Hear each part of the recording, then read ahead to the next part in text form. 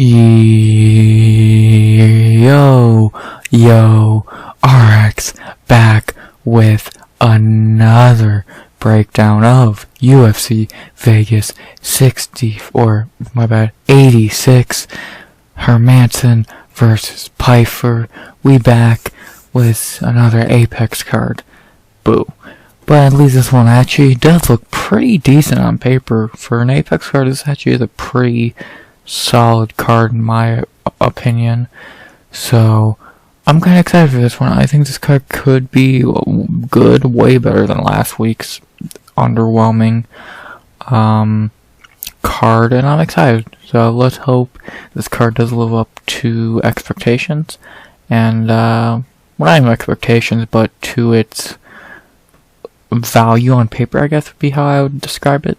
And yeah, it's a decent card, UFC Vegas 86, and yeah, not very much else for me to say before I get into the breakdown. Besides, please like, comment, subscribe. 100 subs goal by the end of 2024. Unless I'm going to say something, which I don't think I am. Let's break down the card. 14 fights in total, a very long card. And we begin in the bantamweight division with a pretty decent fight. Not a great fight, but it's not terrible by any means. As we have Daniel Sangora Marcos versus the Mongolian murderer Aoriqileng. Pretty decent fight. Yeah, let's talk about it. Marcos in the UFC is 2-0, coming off Contender Series in 2022. In 2023, he broke in his contract of 2 wins over Simon Oliveira and David Grant. And now for the later half of the year, he was just trying to find a fight. He had 3 opponents, and all 3 either one withdrew, one missed weight, and he had visa issues. So he's finally getting to fight for the first time since about late last year, and let's see how he does. Marcos is a pretty decent fighter. There's 2 UFC fights. He has looked fine against Simon Oliveira. He looked very good, but Simon Oliveira sucks. And against David Grant, he looked fine. He should have looked better, but he still got the win. So yeah. He's a pretty decent striker, good power. His gas tank's a little questionable because in that Grant fight he was starting to fade pretty early, I would say. If I remember, he was like starting to fade in like the 2nd round, which ain't a good thing, but I'll give him benefit of the doubt. That was a way too big of a jump for him. From Simon Oliveira to David Grant does not make a lot of sense. I really don't get why they did that booking, but he did get the win nonetheless. And now he's going back to a step down. Really, if he would have fought Aoriqileng here and would be fighting David Grant here, it would make a lot more sense, but whatever. Yeah, Marcos is a decent prospect, 30 years old, 15-0. He needs to show a better performance than he did in his last fight, and I think he probably will. So, yeah, not very much more to say about Marcos. He's pretty decent. To talk about his opponent, Aoriqileng, very up and down career on his behalf. 3-3 in the UFC, moved up a weight class after a while. He started at flyweight, lost 2 in a row. Now he's at bantamweight, and he has a nice record, 3-1, but at the same time you gotta look at who he's fighting. So, like, his 3 wins are very forgettable. Cameron Else, Jay Perrin, and Jai Munoz does not scream a star-studded resume. And then if you look at his 3 losses, Jeff Molina, Cody Durden, Ayman Zahabi, so he's able to beat bad fighters, but he's not able to beat these good fighters, and he's not even able to look that good against them. Like, Zahabi just torched him in a minute. And Molina, he had a banger, was definitely a fight you should go watch if you've never seen it. And Durden, if I remember, that was kind of a close fight, but he did lose. So, like, he's able to perform and actually look pretty good against these lower level guys. Because all the series, like, he looked great against Ose. Perrin was a pretty underwhelming performance. But then against Johnny Munoz as an underdog, no less, he did bounce back into the win column and look good. So Aoriqileng's pretty much a let's brawl fighter. He's not a smart fighter. He doesn't want to fucking wrestle or anything.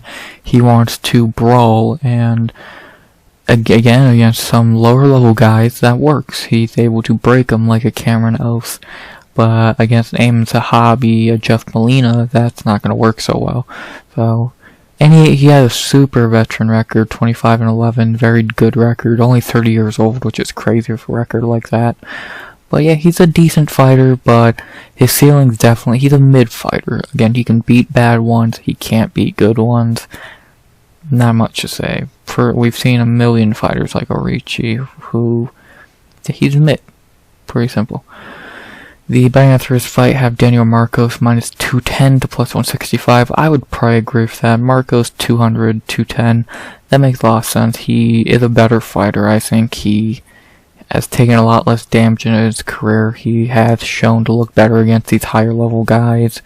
He's coming off a really nice win. Not a great performance, but a win nonetheless. And Aoriqileng is a step down from Davy Grant. So I think this is going to be a fun fight. This could easily be fight of the night, or Marcos just runs through Aoriqileng. I think it'll probably be a pretty fun fight that over time Marcos wins, but to be honest, would I be shocked if we saw an upset? Not really. After Charles Johnson, that Maxim last week, I would be stupid to count out Aoriqileng completely. So, I don't think Aoriqileng will win, but I definitely think it's unlikely. So, and what are these, 90 to 10? Yeah, I'd say that's how much I think I agree, 90% confidence in Daniel Marcos. Again, he should win. I don't think he's going to get KO'd. I think his biggest worry is gassing out and Aoriqileng taking over. But he's had half a year to fix his gas tank, and I think he will. So my pick here is going to be Daniel Marcos to start the night. He should win, and I think he will win. So I'm going Daniel Marcos by decision. I think he'll be able to just weather the storm by Aoriqileng early and then probably win a decision. Probably 29-28. I won't be shocked by. And yeah, I think he keeps his another card. So, start tonight, I'm going Daniel Marcos by decision. Should be a good fight. After that, we have our first fighter who stepped in on short notice of the night, and I'll talk about who he stepped in for in a second. We head to our second fight of the night in the featherweight division, if I'm correct. Topology, yep, featherweight. As we have Hyder the Hurricane Amil versus Fernie Garcia. Fernie's actually stepping in for, well, actually two people. And actually, so Melsick needed a new opponent, so Hyder Amil stepped in. Then Bagdasarian pulled out, which had Shiloh Nerdembekov step in, which then he pulled out, and now Fernie Garcia stepped in. So, yeah. Amil has had a lot of opponents, but he's finally settled on Fernie Garcia, and it's definitely the easiest opponent out of all of them. So, yeah. And by the way, these bounty odds are completely off. So keep that in mind. They're not even close to being that. So, but yeah, we'll start off the fight by talking about Hyder Amil. Hyder is making his UFC debut, undefeated, coming off the Contender Series, where he looked pretty good. He had a really fun fight, looked good. He did fight a little too hyped up, I would say, but he did overall look pretty decent and get to win in the contract, which I think was probably deserved. Again, he did have a crazy banger, so it makes sense. It checks out in my opinion. So Amil is a very fun fighter. He's very young into his career, again, only 8 wins, undefeated, and, yeah, he's a pretty decent fighter. let's see what he can do in his UFC debut. He's getting a bottom of the barrel fighter, 2 fights, so he should be able to look pretty good. And, yeah, not very much else to say. I don't know why I feel like I swear I remember in his, like, them talking about him being a Diaz brother friend on the Contender Series. Maybe I'm wrong, but I swear I remember that. But yeah, Hyder is a pretty decent fighter. To talk about his opponent, Fernie Garcia, who I have no idea why he's still in the UFC. He is 0-3 in the UFC, coming off Contender Series a couple years ago. Ever since getting the contract in Contender Series, he's won 0-3, losing to Journey Newsome, Brady Houston, and Rinya Nakamura. Like, he's not losing to bad fighters. Brady and Rinya are very good. Johnny Newsome, yeah, that's a bad L. But he's not losing to bad fighters, but he should be cut 3 L's and you should be gone. But I guess since he said yes on short notice, they were like, fuck it, why not? Here you go. This is your last chance, which makes sense. He'll lose and get cut, so he's just a terrible fighter. Really no positives to say about Fernie Garcia. He's just a terrible fighter. And, yeah. The betting odds for this fight have Hyder Amil minus 245 to plus 185. The betting odds are backwards, trust me. Yeah, I could say Hyder Amil could be up to minus 400. He should win this fight very easily. Fernie Garcia is terrible. And this should be a pretty easy debut for Hyder Amil, just a showcase more than anything. So, yeah, very little to say about this fight. Hyder Amil should be walking away with this fight with his hand raised in its debut. If you can't beat Fernie Garcia, you suck. So, I'm going Hyder Amil by decision. Should be a very easy night in the office. Very easy first night in the office for him, I should say. So, yeah, not very much to say. Hyder Amil by decision. Very, like, that fight I really don't need to waste much time on. It's very, one-dimensional, I guess. I don't know if that's the right term, but it's simple, so let's stick to that. So, let's just get to our next fight of the night in the light heavyweight division, which is actually a pretty okay fight. It's low level, but it could turn out to be fun, I don't know. Neither of these guys are very good. So we have the High Chief, Zach Pauga, versus Bogdan Cesarevich Guskov. Yeah, 2 pretty shit fighters, but maybe it can turn into a fun one. Let's talk about Zach Pauga. Pauga in UFC is 1-2. His 1 win is against Jordan Wright, and his 2 losses are to Mohammed Usman and Modestas Bukauskas. Pauga got into the UFC off going to making it to the finale of The Ultimate Fighter at heavyweight, no less, where in the finale he got KO'd by Mohammed Usman. Then he moved down to light heavyweight, beat Jordan Wright, and then in his last fight he lost to Modestas Bukauskas. So, good for him to making it to the final with that heavyweight, because he's clearly not a heavyweight. He's fucking 6'2", he's a very small dude. He didn't even look right at heavyweight. What did he actually weigh in at heavyweight, I wonder? 239, yeah. Like, light heavyweight's 100% his weight class, and it shows in his last 2 performances. He just looks better overall, and yeah, he found his home at light heavyweight. The problem is he is 35 years old, which is a red flag. Yeah, he is early into his career, so he has not taken a lot of damage at that age, but still, over time that will affect him. And he's just not a good fighter as is. He's a very boring fighter. If he wins the fight, it's going to be boring. Out of his 6 wins, he has 1 finish. And if you add tough, it's 1 more finish and 1 more decision. So, he's just not a very exciting fighter, not even that good of a fighter. He's able to win these fights off being boring enough to win them, doing more. Like in Jordan Wright fight, Jordan just didn't do anything. So, yeah, Pauga's not a world beater, but he's he's perfectly below average. So, he's boring, but he finds ways to win. I guess is what I'll say. Not very much else to say about Zach Pauga.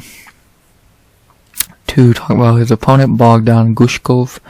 Bogdan in the UFC is 0-1. He stepped in on short notice to fight Volkan Oezdemir last year, and he got embarrassed. He got completely fraud checked, and yeah, he fucking sucks. He has about a minute and a half of a gas tank before he gasses, and yeah, he sucks. Like, he's just a fucking... I hit hard. And he does hit hard. He actually has to hit you, though, and doesn't seem like he's too good at that. So, yeah, he completely fucking sucks. Like, again, he hits hard. Wow. He has no gas tank, no ground game. Like, he just sucks. Simple as that. So, yeah. The betting odds for this fight have Zach Pauga -135 to +115.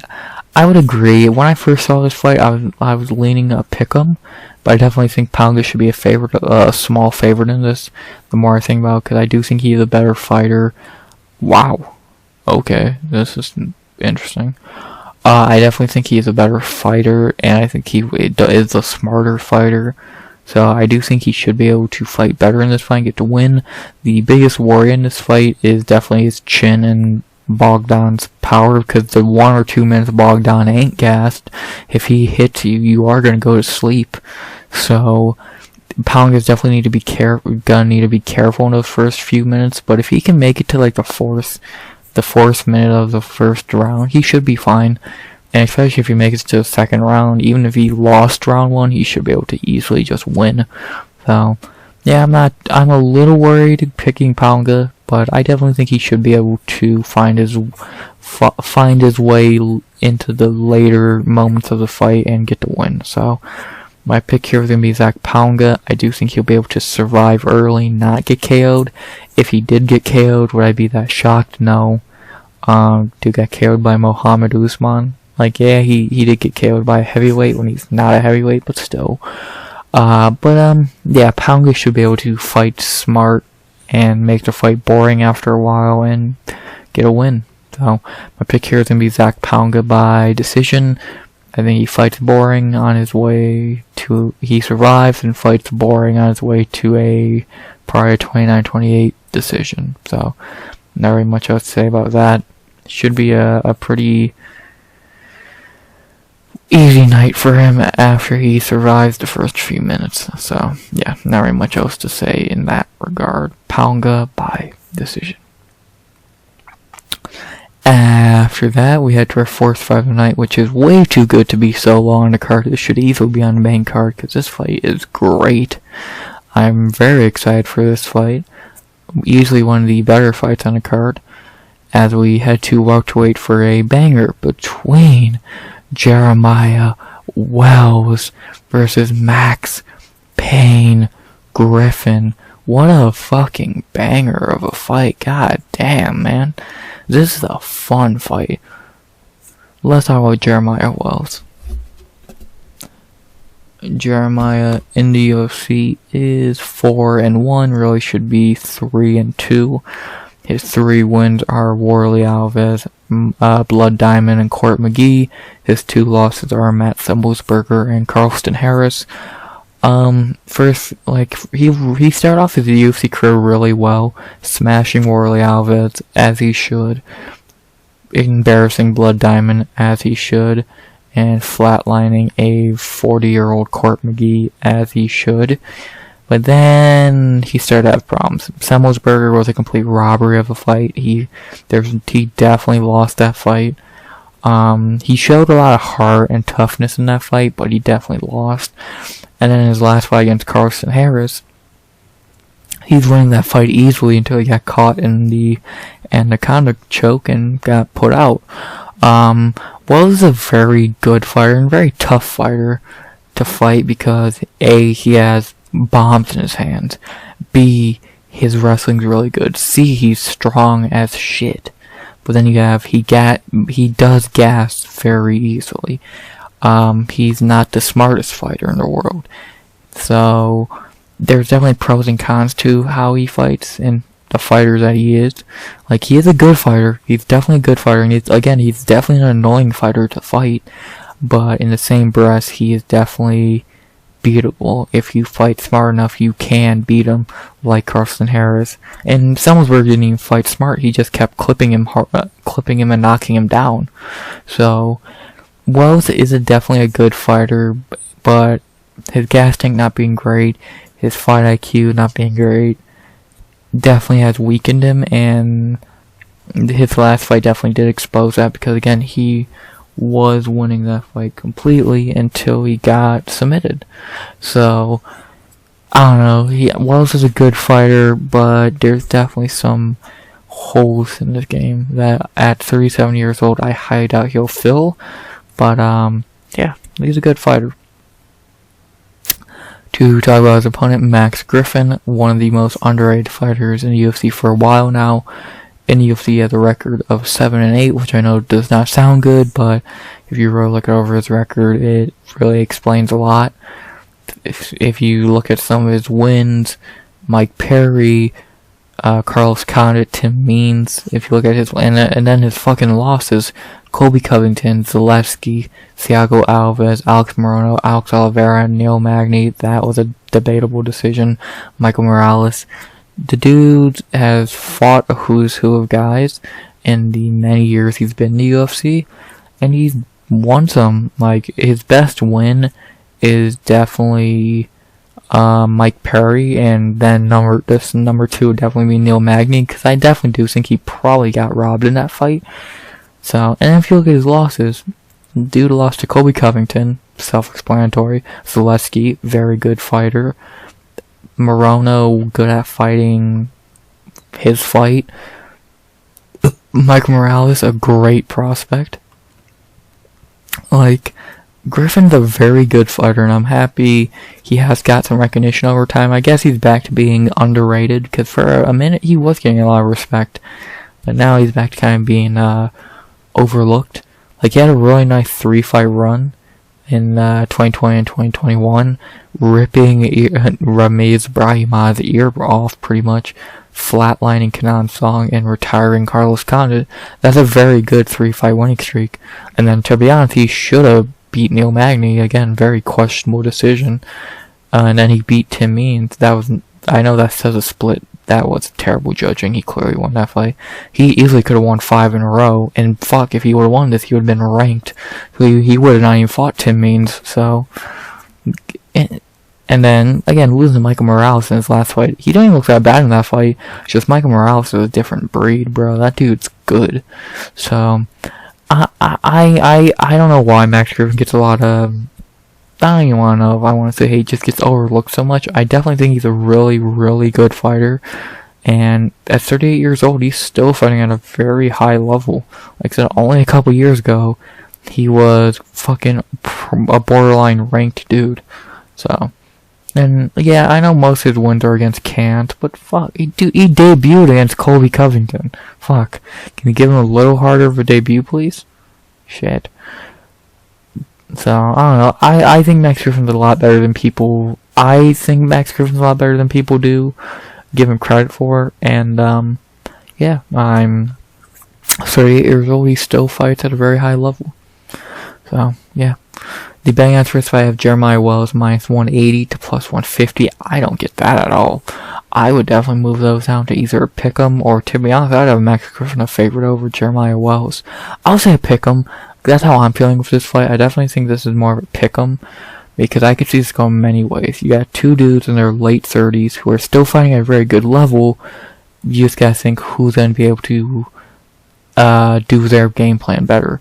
Jeremiah Wells is either going to, if he wins, he's either going to knock out Max early or wrestle him. The problem with that is Max does not get KO'd often. Has he been KO'd in UFC? Once, and that was a TKO to Colby. So, and wrestling, Max ain't no slouch on the ground. The Neil Magny fight definitely showed that. But if Max wins, he's going to be able to slow down the fight, clinch up, some elbows, slow down the pace, fight his fight, which could work, but with how Jeremiah fights, that definitely could be a problem, because Jeremiah really does not fight in a way, even when he's gassed, you can slow down the pace. The whole fight, Jeremiah is going to be throwing bombs and trying to take you down. So it's definitely a how they fight definitely conflicts with their opponent. So it's going to be interesting to see who can implement their game plan more to get the win. I think this could be a really good fight. I'm very excited for this fight. Who am I going with in this fight? I'm going to go with the underdog. I'm going to go with Max Griffin. I definitely think that he being the veteran here in fights will definitely help him. Jeremiah, I could see him really frustrating Jeremiah, not letting him get, not really letting him do any of, stuffing his takedowns, making him hit a lot of air on his big shots, and just beating him. So I'm gonna go Max Griffin here. I'm gonna trust the veteran, the very good veteran, and I'm gonna go Max Payne to get the W. Would I be shocked if Jeremiah wins? God, no. I could see a world where he wrestles Max for the whole fight, or most of the fight and gets the win. I don't see him knocking out Max, to be honest. I think that's very unlikely, but I could see Jeremiah wrestling his way to a win. But what I think will happen, I think Max will be able to make the fight his pace enough to get the win. So I'm gonna go Max Griffin by decision. I think he fights a very smart, calm fight and picks up the W. So Max Griffin by decision. After that, we head to our fifth fight of the night in the light heavyweight division. Not a great fight, but it's a fight. And it's light heavyweight. Maybe someone will get finished. As we have Devin, Brown, Bear, Clark versus Marcin, Prachnio. Not the best fight in the world. Let's break it down.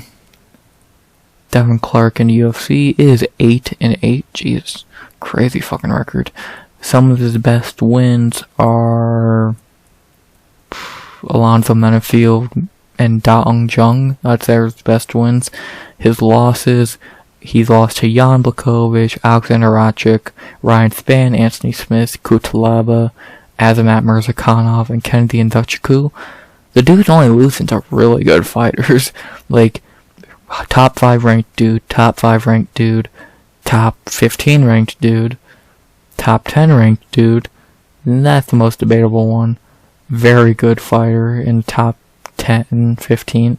Very good fighter outside the rankings. So he's not losing to bad fighters. And fuck, he has a win over a dude who's ranked in top 15 right now. So Clark is a very average fighter. He's not a great one, but he's average. His ground game's good at times. If he's fighting a dude with bad ground game, he definitely looks pretty good. His striking's not great. His durability ain't fantastic. He's a perfectly average fighter. He can beat your Da Ung Jungs and fucking Mike Rodriguez's, but he's never gonna beat a fucking Azamat Mirzakhanov or a fucking Anthony Smith. So he's a very decent fighter, but he's had all these fights against these high-ranked dudes and lost for a reason, because he's never going to be at that level. So he's not a bad fighter. He's just not to the level of the guys he's fighting half the time. And talk about his opponent, Marcin Prachnio. Yeah, I'm not going to be as nice with him. He fucking sucks. Marcin is 3-5 in UFC. His 3 wins are Khalil Roundtree, Ike Villanueva, and William Knight. His 5 losses are Sam Alvey, Magomed Ankalaev, Mike Rodrigues, funny, Felipe Lins, and Vitor Petrino. He's just a terrible fighter. The only reason he's still in the UFC is because Khalil Roundtree looked so bad against him. If Roundtree showed up like Roundtree, he would have gotten knocked out. Prachnio would have gotten knocked out and kicked out the UFC, but he was able to fucking win, and he kept his job.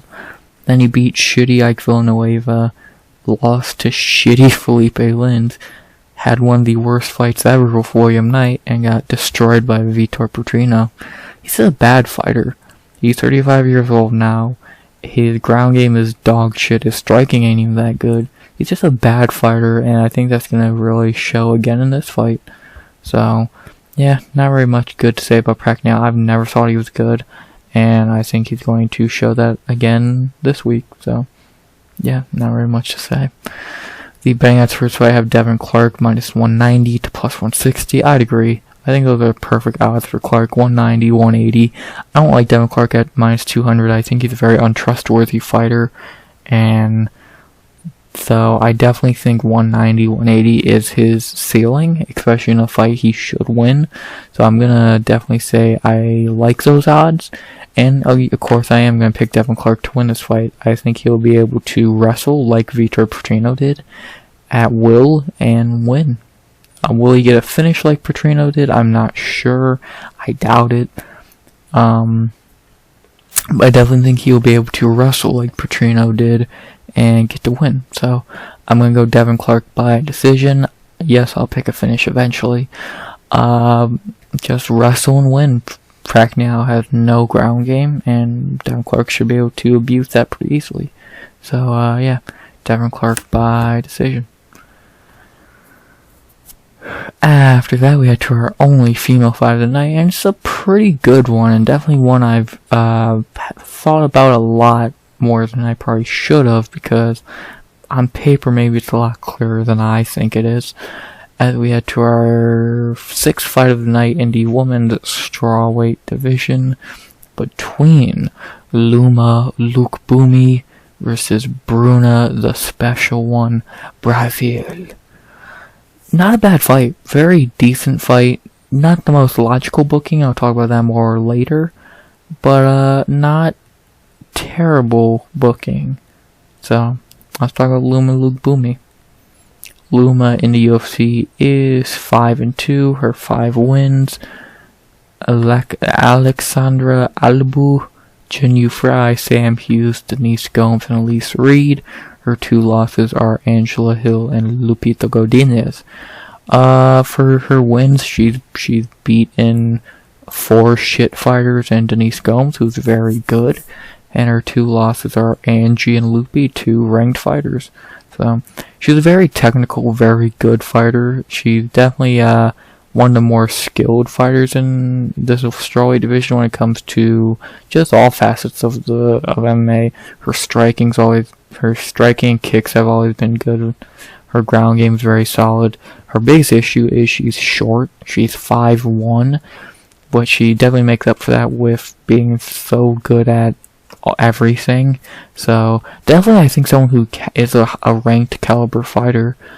So she just fought a bunch of bad fighters. Like when your best win in the UFC is Denise Gomes, who I'm not trying to shit on Denise Gomes. Denise Gomes is a great fighter. You gotta do a little better than that. Beating Jinyu Fry, who sucks, Sam Hughes, who sucks, and Elise Reed, who sucks. And if I remember, I think it might have been the Hughes fight where she didn't even look that good. Definitely is not helping her case. So, I don't think anyone will get mad at you for losing to Loopy and Angie, but you definitely have to perform better when you're fighting Elise Reed and Jinyu Fry and shit. So, yeah, Luma's a very good fighter, but a lot of question marks and things I'm wondering with her after some of her performances. So, yeah. To talk about her opponent, Bruna Brasil. Bruna in the UFC is 1-1, coming off the Contender Series. In her UFC debut, she fought, freak of the devil, Denise Gomes, who ran through her, and then in her last fight, she beat Shana Banan, and she did not look that great. I think she more just fought a shit fighter, which it does seem that way, but maybe I'm wrong. Bruna looked really good in Contender Series and then really fell off a cliff, it seems, since getting in the UFC. Like, she's a talented fighter, but she does not use her reach and, like, height that well. She really has no ground game from what I can remember. Yeah, she has 2 submission wins, but let's be honest, how I highly doubt they are that impressive. Yeah, 2 guillotine chokes, a very basic submission. She's a decent fighter, very decent prospect, but I think this is way too big of a jump for her to go from Shana Banan to Loma Lookboonmee. Really does not make the most sense. That's way too big of a jump. And B, I don't know if she's really that great. I don't know if she's a ranked level fighter like Loma Lookboonmee. I don't think she is. And I definitely think this is going to answer all the questions about Bruna. If she comes out here and shocks me, and most people, good job. I've definitely overthought this fight to an extent. Thought Bruna could win this fight, but the more I think about it, it definitely seemed unlikely. On paper and logically, she should lose this fight, and most likely she will, because maybe she'll have a good round 1, but Loma does not really gas, especially in this fight where she's not fighting Loopy Godinez. She's not gonna gas. So, if you let Loma just fucking strike for 15 minutes or mix in the wrestling herself, she's gonna probably win. So, yeah, I think this will probably go the predictable route, but you never know. So, yeah. The betting odds for this fight have Loma Lookboonmee minus 245 to plus 200. Sorry about that. I would move her down a little bit, maybe to minus 200. I think I like that a little more. Loma should win, logically, again. I don't know, I just have the weirdest feeling about this fight. I'm not saying Bruna will win, but I'm saying I wouldn't be shocked if she did. I don't know, I just have a weird feeling about this fight. I'm not as confident as most people. Like, I'm gonna pick Loma. I do think she should and probably will win. But I don't know why. I feel Bruna could really, even if she loses, look a lot better than people think in this fight. So, I definitely think that's something to keep in mind. Yeah. But I'm not going to overthink it. My pick here is going to be Loma Lookboonmee. I think she'll be able to mix in all of her skills and to get the win here. So I'm going Loma Lookboonmee by decision. Fight smarter, be the better fighter, especially later in the fight when Bruna gasses. My biggest concern is definitely the height disadvantage, but nothing Loma hasn't dealt with before. So I'm going to trust Loma. I'm going to go with my brain more than my gut. I'm going to go Loma Lookboonmee by decision. Don't be shocked if Bruna wins. I have a weird feeling about it. I don't know why. Loma by decision. After that, we head into our second short notes replacement of the night. And this just happened 2 days ago during the week, so not much time to adjust. As we have our second fight of the night in the lightweight division, right? Yeah. As we have Timothy Twilight Cuamba versus the Zulu Warrior Bolaji Oki. Cuamba is stepping in for Damir Hazovic. Damir pulled out, I think, on Monday or Tuesday, and Cuamba stepped in. So respect him on that regard. This fight's gonna go pretty bad for him. I guess let's talk about Timothy first. Timmy is, of course, making his UFC debut. He did fight in Contender Series last year and got gifted a robbery win where he didn't even look that good. He didn't get a contract, thankfully. He fought in some fucking promotion, got a win, and now he got the short notice call. Actually, wow, he just fought 8 days ago by the time the fight happens. I did not even notice that part. Respect to him. I was not impressed with Cuamba on the Contender Series. Again, he got gifted a win. I don't think he looked that good anyway. So maybe he shuts me up, but as of right now, I did not really see anything I liked out of him in his Contender Series fight. I definitely think against a guy who's not good himself, that Vogel dude looked pretty shitty himself, but he clearly won that fight. And yeah, Cuamba is just not a very good fighter, not a UFC level fighter in my opinion. And respect him for stepping on short notice after just fighting, no less. But I definitely think this is probably gonna go pretty bad for him. So yeah. To talk about his opponent, also making his UFC debut off the Contender Series, not the most common sight in the world to see a debut versus debut fight. Bolaji Oki, who actually looked amazing on the Contender Series against Dylan Salvador. He looked amazing. Really beat the shit out of Salvador and really impressed me, and I feel a lot of people. He looked really good. His combinations looked great. He has good power against a former kickboxer who fought like Izzy, and I think he has a win over Giga in kickboxing. Oki dominated that dude and looked great. So we're really a lot of respect to Oki, and I'm very excited for his debut. I think he's going to really impress and show. I think he'll look like the Oki we saw in the Contender Series because he's fighting a I say he's fighting a step down. I say this is a step down from Salvador. So yeah.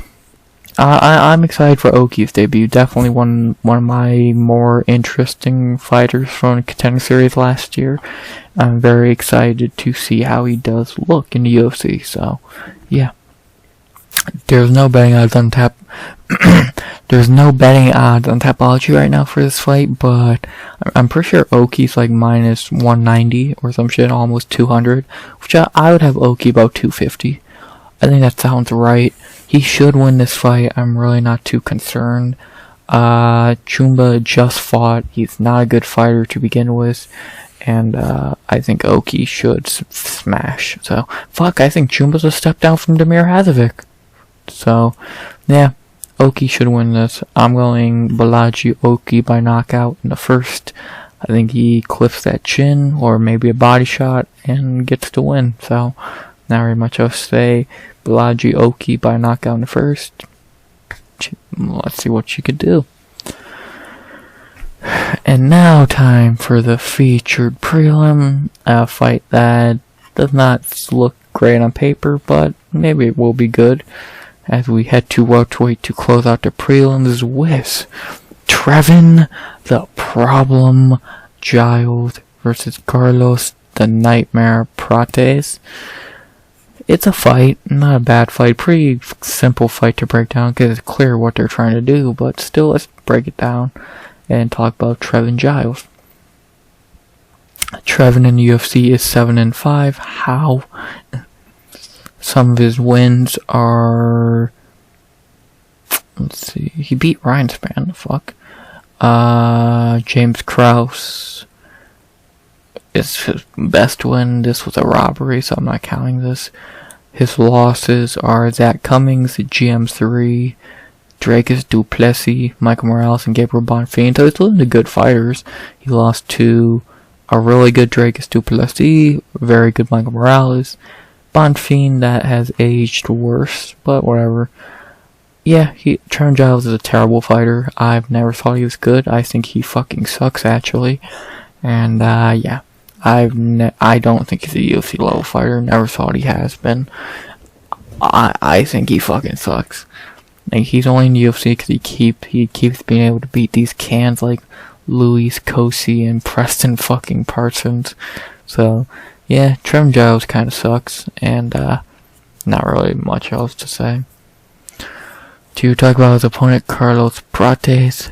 Carlos is making his UFC debut after Contender Series last year, where he looked amazing, destroying Mitch Ramez on his way to earning a contract. Prates looked fantastic on Contender Series, fought a dude much shorter than him, and looked flawless. So I'm very excited for Prates' debut here. They gave him a very favorable matchup, and I think he's going to show out. If he can look like how he did on Contender Series, yeah, he's gonna look good. So, not very much to say. No, he did not beat that Charles Oliveira, don't worry. But, yeah, Prates, very favorable debut. He should look pretty good.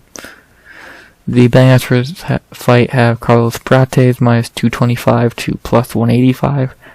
Yeah, Prates minus 250, 300, I would agree. Trevin Giles is a terrible fighter, and Prates should win this pretty easily. So, very simple fight to break down if you ask me. My pick here is going to be Carlos Prates by knockout in the first. He should be able to knock out Trevin Giles pretty easily. 12 wins by knockout should make that 13. Giles is just a pretty bad fighter. Nothing more to say besides that. Prates by knockout in the first.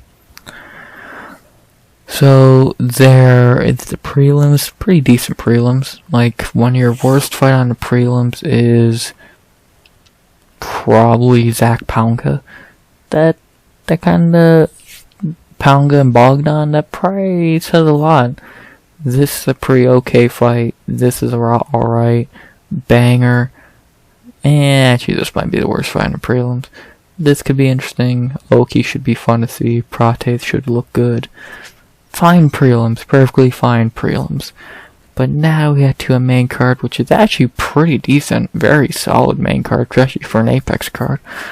So, yeah, 45 minutes in. Let's talk about some main card fights. So, let's open the main card with a fight I've actually broken down before, because it was booked on a card a couple months ago. But I'll break it down again in just a minute. After we head into our first main card fight of the night in the middleweight division between Rodolfo, the black belt hunter Vieira, versus Armen, Superman, Petrosyan. Not a terrible fight. This fight actually got rebooked from November when it was meant to be on the Luis Almeida card, but Armen got sick on fight day and they pulled the fight. So, yeah, now it got pushed here. So, let's see what happens. Let's talk about Rodolfo Vieira. Rodolfo in the UFC is 4-2. His 4 wins are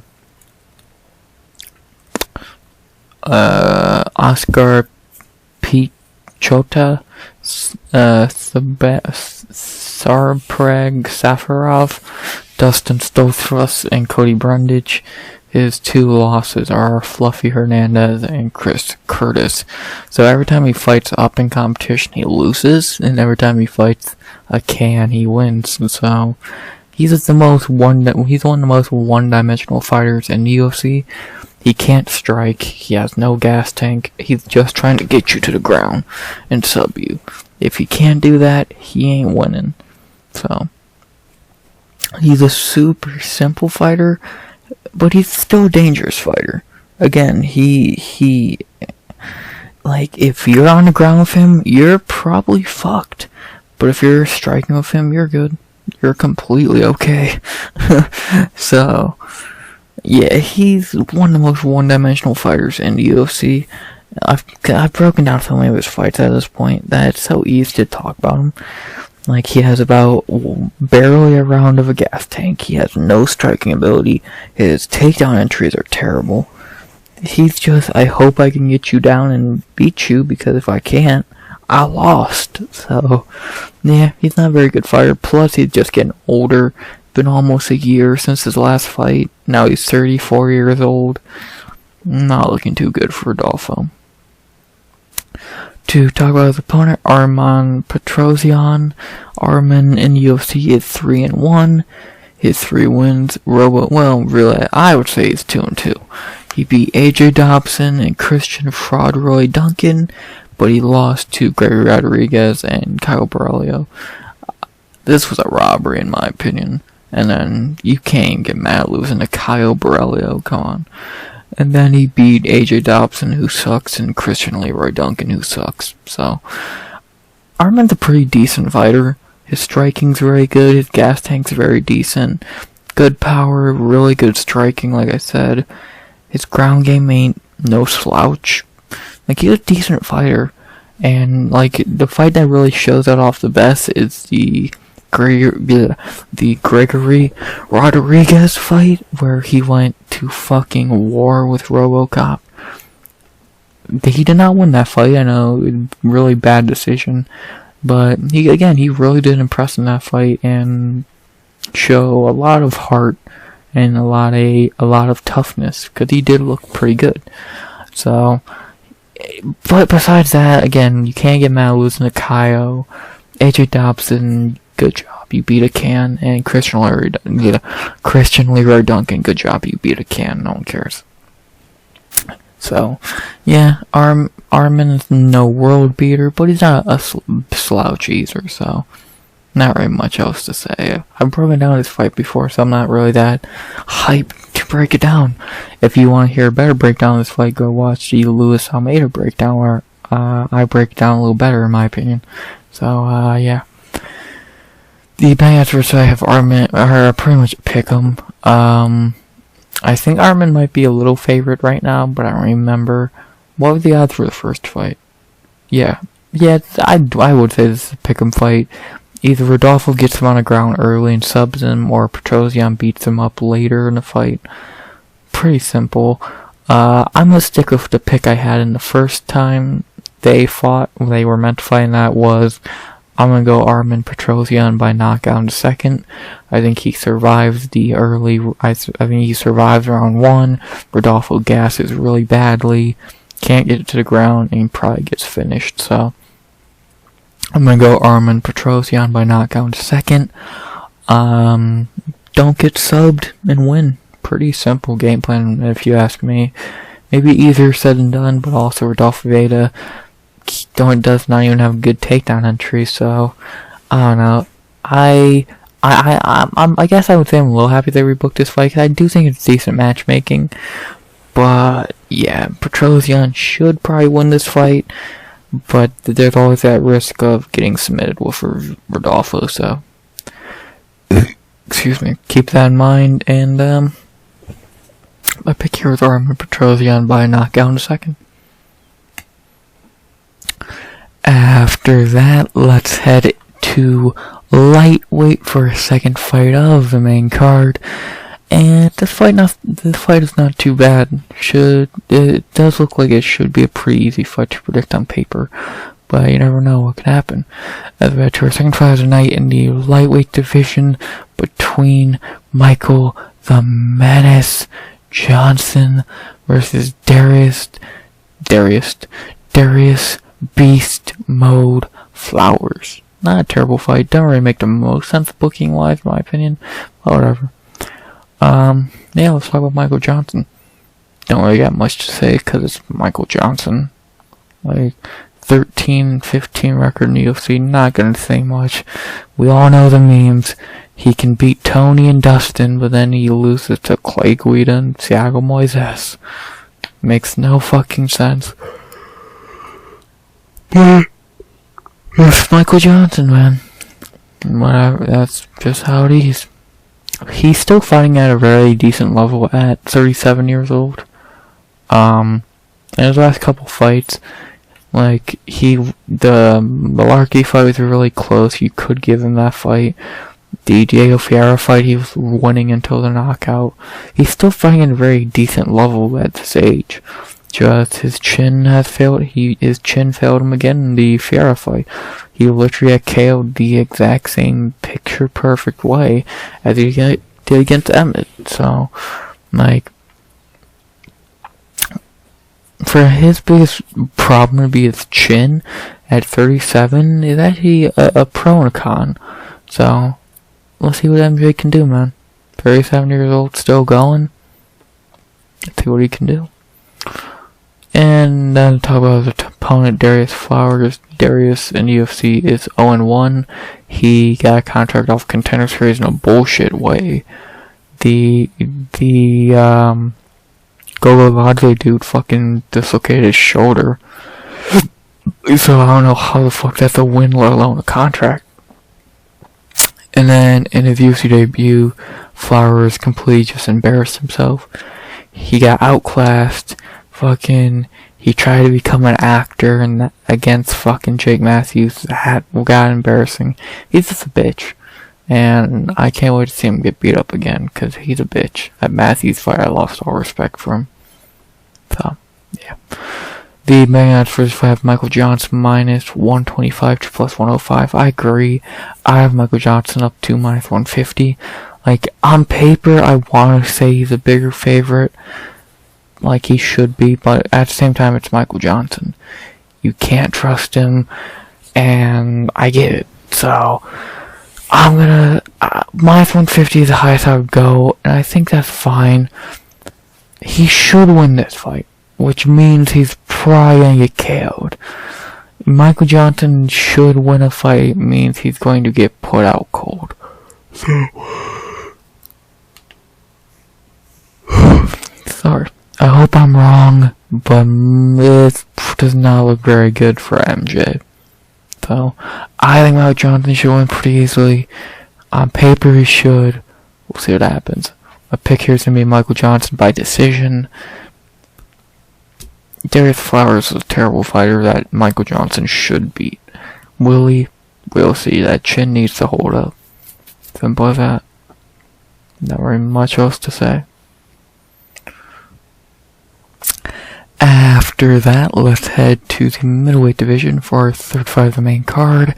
And it's a pretty fun fight. This could really be a banger. As we have Brad Tavares versus Gregory RoboCop Rodrigues. This could be a really fun fight. Like, to a veteran in the division versus RoboCop, who we know is always down to bang. This could be fun. Let's talk about Brad Tavares first. Brad in the UFC is 15-8. Like I said, he's a veteran. He's a fine fighter. Never been anything special. I think he's ranked at one point for a while. But, like, if you look at his record, you can tell why he's not ever done anything crazy. Like, his best wins are what? Nate Marquardt, Omari Akhmedov, and Chris Weidman. And if you look at his losses, his most notable losses are what? Yoel, Whitaker, Tim Boach, Izzy, Edmond, Dracus, Bruno Silva, who's losing to decent fighters. Fucking Yoel is great. Robert Whitaker. Fucking young prime Edmond, Dracus, Bruno. He's losing to very decent fighters, so you can't get mad about who he's losing to. So, and he's a fine fighter. He's getting older though. He is 36, and in his last few fights, he really has been showing more and more. Like, Bruno was able to put him down with one good punch. Weidman was able to look actually pretty decent against him, especially striking. So he's definitely starting to get up there in age, and his career is winding down more and more. So he's not a bad fighter, and he's still fighting at an okay rate, but his career is definitely winding down. To talk about his opponent, Gregory Rodrigues. Gregory in the UFC is 5-2. His 5 wins are Dusko Todorovic, Jung Young Park, Julian Marquez, Chidian Jokawani, and Dennis Tolulian. Really, you should be able to add Armen Petrosyan to that list. So really 7-1, or my bad, 6-1. And his one loss in UFC is really Bruno Vieira. RoboCop's always down to fight, man. You don't want to go to war with RoboCop because most of the time you won't come out on top. Maybe you will, because his chin's it's been soft at points. It's looked tough, like the Chitty fight and the Park fight. But also, Bruno Vieira was able to smash his chin with one punch. So, his ground game does look to be getting better. The Dennis Tolulian fight, he definitely, he just wrestled. It was a short fight, but all he did was take down, ground and pound, win. So, it seems like he's trying to become a more well-rounded fighter, especially after his first real UFC loss. And if he is, that's very interesting. So, it's interesting. RoboCop becoming a more smart fighter is... that might be... Is that scarier? Because he's a good fighter already. Him fighting smarter, which has always been a problem for him, that's interesting.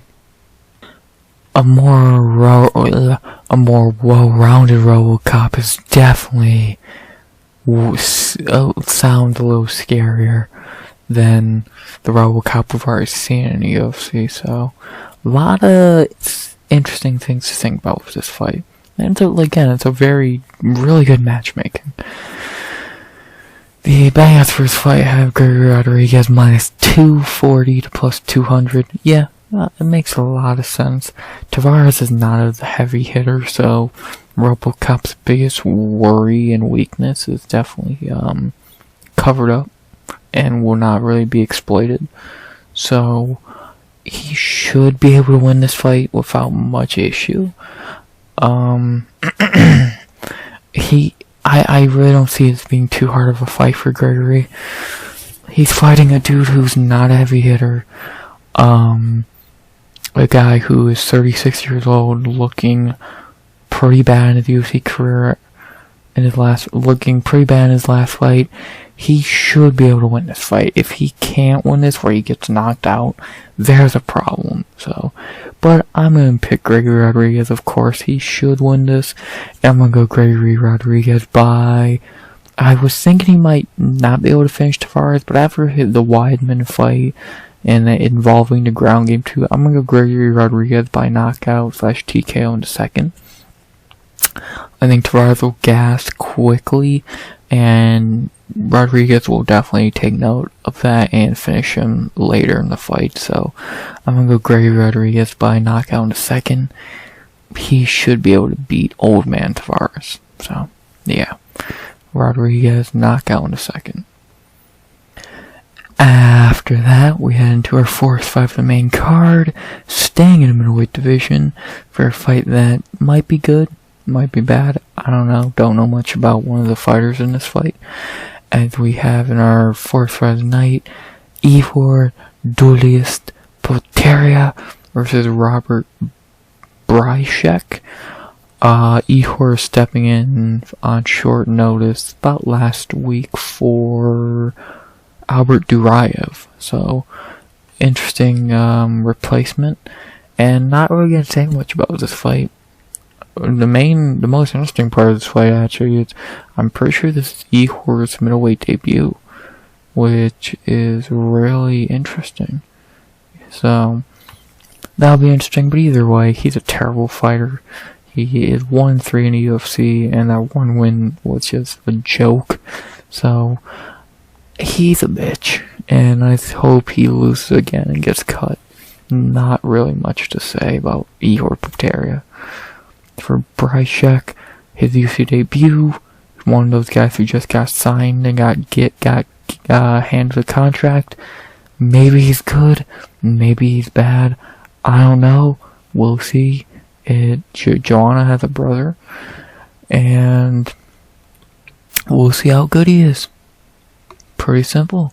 If you can't beat Igor Poteria, you suck. So, yeah, not gonna waste much time on this fight.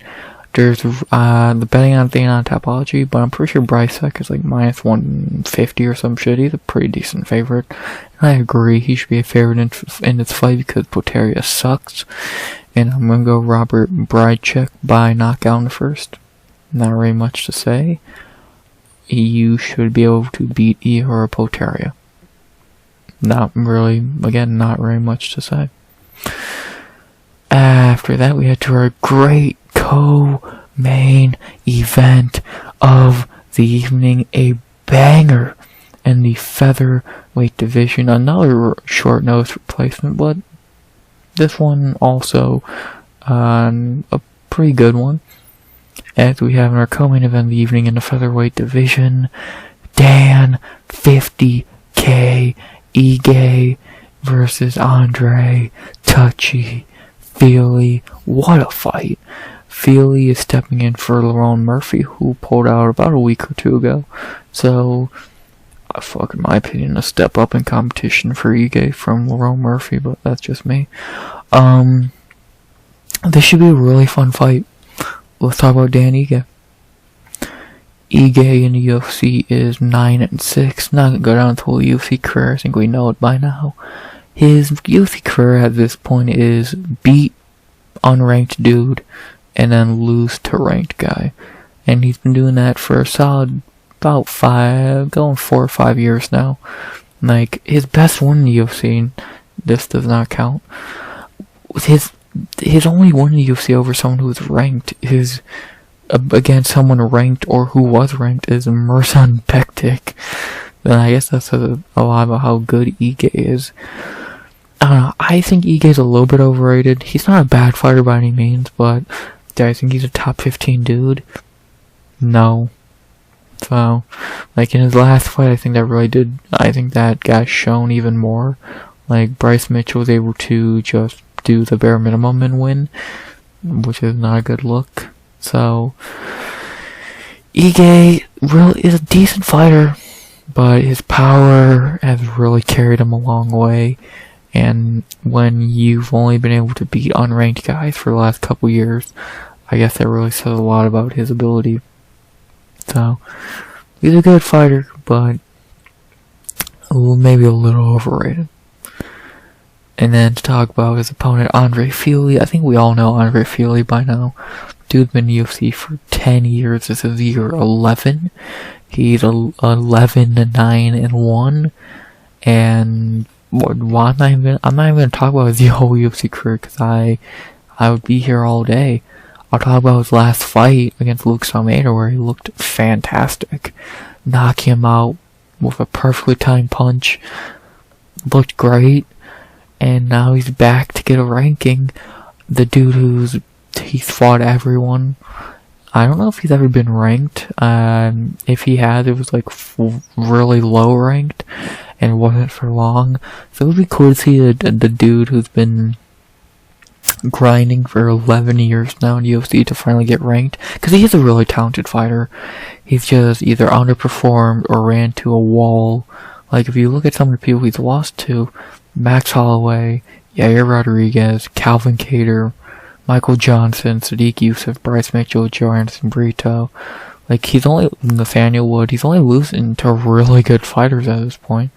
And he's beating guys like Artem Lobov, Charles Jourdain, Bill Algeo. So he's not even, he's beating good fighters and he's losing to good fighters. And so he's just in this fucking hamster wheel cycle. I hope he can beat Ige and get ranked finally. I don't think it will happen, but I hope it happens. He deserves it. And let's see what he can do. We know what we're getting with both fighters, so there ain't no point in breaking down the fighter. We know Dan Ige's going to fucking try and knock your head off. We know Fili's going to try and fight like a psychopath. It's going to be fun. The bang after this fight, I have Dan Ige minus 175 to plus 145. Yeah, I think that makes a lot of sense. As much as I want Fili to win, Ige is most likely going to win this fight. Either he's going to be able to knock out Fili by timing something perfectly, because Fili does leave himself exposed to a lot of big shots. The Nathaniel Wood fight really showed that. Or Ige's just going to probably pick him apart striking to a decision. There's a world where Fili is able to do better striking and win, but I think that's very unlikely. So, like, I'm biased, I'm going to pick Andre Fili either way, but yeah, Dan Ige will probably win this fight. So, yeah, my biased pick is Andre Fili, my honest pick is Dan Ige. So, I just hope for a good fight, and I think we're going to get that. So I'm going Andre Fili by decision, but just give us a good fight. Let's see what happens. And now, time for the main event of the evening. A very decent fight in the middleweight division, and a main event that I say actually makes a lot of sense, unlike last week's joke of a main event. As we have in the main event of the evening at middleweight again, Jack the Joker Hermanson versus Joe Bodybags Pyfer. yeah, pretty decent fight, a pretty good main event, but at the same time, a very predictable fight. So, I won't waste much time on this since I do think it's a very easy fight to predict.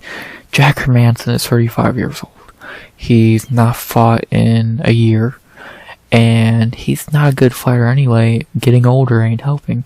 His striking has never been much to write home about. He just wants to get you to the ground and either sub you or ground and pound. And in a fight like this where he's fighting a guy who's really good on the ground, like Joe Pyfer, that ain't gonna work, so... And Joe Pyfer is riding such a giant wave of momentum at this point, it's crazy. He's 3-0 in the UFC. He's one of the best prospects in the UFC, let alone at middleweight. And a win here really catapults him into the top 10 and into being a pretty big name. So I think this is a very easy fight to predict. It's pretty much a hand-pick. It's a cherry-picked fight for Joe Pyfer, I think. Because when you look at the rankings, especially in the top 10 area, who would be the easiest fight for Joe Pyfer? Probably Jack Hermansson. So, yeah. The betting odds, I do agree with Joe Pyfer, minus 225 plus 185. Makes a lot of sense. I would have Pyfer up to minus 500. He should win this fight very easily, to the extent I'm calling him my lock of the night. And you see I'm not even going deep into these guys' careers, because Jack Hermansson, again, 35 years old, he's washed. He's not good to begin with. Joe Pyfer's only 3 fights to talk about, so... Yeah, this is pretty much, sacrificial lamb is gonna get beat up. And I don't think anyone's going to be shocked by it. So, yeah. Not really much else to say besides my pick for this fight. It is going to be Joe Pyfer by knockout in the first. I think the knockout Jack pretty easily. He's a better striker, more power, much younger. And I think he's going to continue the hype. I don't think the moment's going to get to him. And I think he's going to... be like Joe Pyfer. So my lock for the night and my pick for the main event, Joe Pyfer by knockout in the first. Very easy main event prediction. Boom. Those are my picks. To go over them one more time. Daniel Marcos by decision. Hyder Amil by decision. Zach Pauga by decision, Max Griffin by decision, Devin Clark by decision, Loma Lookboonmee by decision, Bolaji Oki by knockout in the first, Carlos Prates by knockout in the first, Armen Petrosyan by knockout in the second, Michael Johnson by decision, Gregory Rodrigues by knockout in the second, Robert Brychek by knockout in the first, Andre Fili by decision, and Joe Pyfer by knockout in the first. Lock of the night. Boom. Very solid card. You got a great co-main, decent main event. This could be fun. MJ is great to see. Fun. The only fights I can actually call bad on the card are, this ain't amazing, this ain't groundbreaking. Everything else could be really good. So I'm excited for this card. I think this is gonna be a pretty decent card on paper. Hopefully on execution it is. And I'll tell you in the recap on Sunday at 1 p.m. EST if it did live up to the hype. So yeah, I'm excited for this card. I hope you are too. Tell me your picks for it down below, as always. All that shit. And unless I'm going to say something, I hope this video, I hope you enjoyed the video. I did feel a little off today recording this, but I still think it came out pretty well. And unless I'm forgetting to say something, please like, comment, subscribe. 100 subs goal by the end of 2024. And as always, RX out. Good vibes only and always.